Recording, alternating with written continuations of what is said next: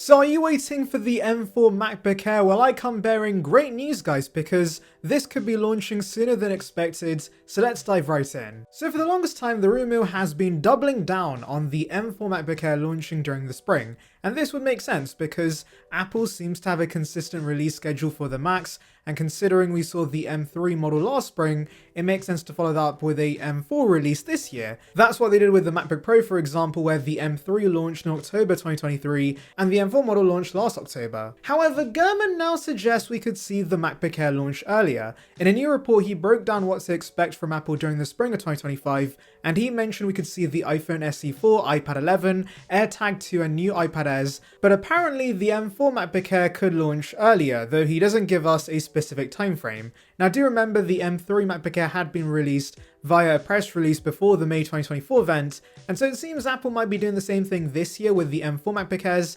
considering it's a small refresh and Apple would rather spend more time on stage showing more prominent releases. macOS 15.2 also has evidence of two new Macs with the codename Mac 16,12 and Mac 16,13, which is clearly the 13-inch and 15-inch MacBook Air with the M4, so it's clear these Macs are launching very soon. You know what else I foresee happening soon, guys? You clicking that subscribe button, of course. It would bring you the latest about Apple right to the subscription box, so please consider it. It would be appreciated. Join the Saranbyte gang now. Anyway, while the M4 MacBook Air will be a chipset refresh for the most part, I do expect some other changes, as we saw with the MacBook Pros. So for example, we can expect a center stage camera, which would be a nice change considering the camera will now be able to follow you around as you move, and also you get access to desk view if you're presenting something. The nano texture coating, I'm not sure if the Air's going to get, but considering the base iMac has this option, maybe the base MacBook Air is going to follow suit. I also expect new colors. We've had two generations of MacBook Air with the same set of colors, and obviously Apple gave the MacBook Pro and iMac a new set of colors halfway through their design cycle, and so now with this Air reusing this shell for the third time, we can finally expect some new shades, hopefully something more vibrant, because the Air should be a fun looking MacBook. I've had enough of boring, serious looking Macs. It's time for some color. But of course, the big news will be 16 gigs of RAM as standard, which obviously is already the case with the M3 and M2 models, but regardless, this is a game-changing feature for these new models, and I'm assuming once the M4 model launches at $1099, we should see the M3 drop to $999, which will be a great deal as well. Now that's pretty much everything about the MacBook Airs, but let's delve into the other Macs we should see somewhat soon. So the next model to get refreshed, according to Gurman, is the Mac Studio. This was initially on track to launch with the MacBook Air, but has now been pushed to June. However, I don't want to call out Gurman here because months before he told us the Mac Studio would launch mid-2025, and so why exactly is there now a delay? Anyway, it makes sense to launch this mid-2025, specifically at WWDC, because that's where the last model launched. And if you think about it, lots of creative professionals and developers, aka Apple nerds, are going to be buying this, and so they're the ones watching WWDC in the first place, and so pitching this machine to the target audience is the best idea. Now this is a desktop, but Apple's going to be reusing this shell for the third time, so it would be nice to see new colors, maybe a space black option, but considering the Mac Mini did not get any new color options, I do doubt that. But hey, the SD card reader moving to the front like the Mac Mini would be a nice change. Moving to the Mac Pro, I hate to be the bearer of bad news, but we have leaks that once again Apple's having issues with producing an Extreme chipset for the higher end Macs. So way back when, we had leaks about an M2 Extreme chipset coming to a future Mac Pro, which would essentially be two M2 Ultras stuck together to give this machine insane performance.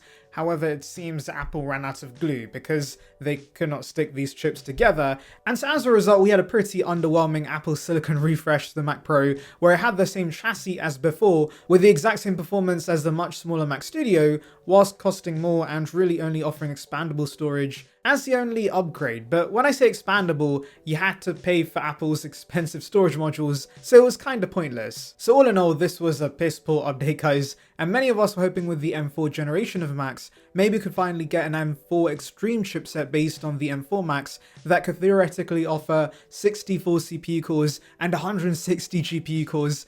That is a lot of cores and would give us mind-blowing levels of performance for those who actually are going to be pushing their Macs to the absolute extreme. But unfortunately, it seems once again, Apple's decided to ditch these plans. According to the information, Apple wants to free up engineering resources for their AI server chipset instead, since Apple Intelligence has now become the next big thing, and so for the time being, plans to make an Extreme chipset have been cancelled. Now, John Gruber, who's another journalist, had made a good point that Apple starts developing these chipsets way before they actually release. And so whatever's been dropped right now may be the M5 or the M6 Extreme, and development for the M4 Extreme might have already been wrapped up, so it's ready for release later this year.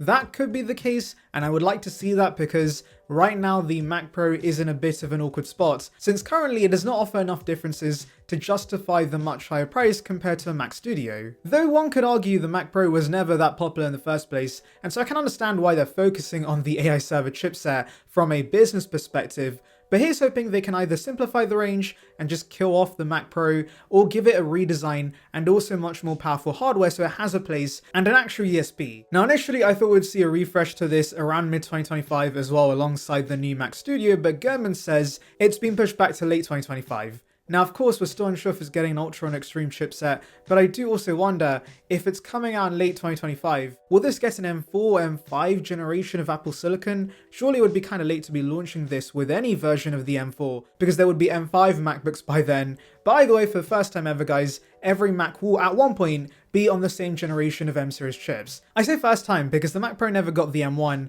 nor did it get the M3. That actually did not come to any desktop Mac apart from the iMac, which jumped from the M1 to the M3. So basically, Apple cares a lot about the M4, they're going to be chucking it in every single product, and it's really because they want to push Apple Intelligence, and also because the M4 does have some decent upgrades over its predecessors. Anyway, let me know your thoughts in the comments, make sure to like and subscribe for more content like this, and thank you for watching. So recently there's been conflicting rumors regarding the iPhone SE4 coming with a notch or dynamic island, but now credible display analyst Ross Young chimes in and tells us we should see, drumroll, a notch. Which is not surprising, I told you guys. I've been saying since day one that Apple wants its iPhone to look more dated compared to newer iPhone models, and so a notch does just that when the rest of the range of course has an island. And yes, I know some of you guys had mentioned that sales are slow in key countries like China right now, and so Apple may not want to risk the iPhone looking too outdated, which is a fair point, but then again, Apple would rather you buy higher end iPhones. The smartphone market has matured, and so whilst they're not shipping as many iPhones as before, if they can get most to buy the highest end devices, that's upwards of $1,000, there's no real difference revenue-wise. So in a way, the iPhone SE4 looking outdated does benefit Apple. This is big brain stuff from Timothy, and the man knows how to generate revenue. And so whilst I do still think the SE4 is going to be great value, there will be shortcomings that will get you to buy more expensive iPhone.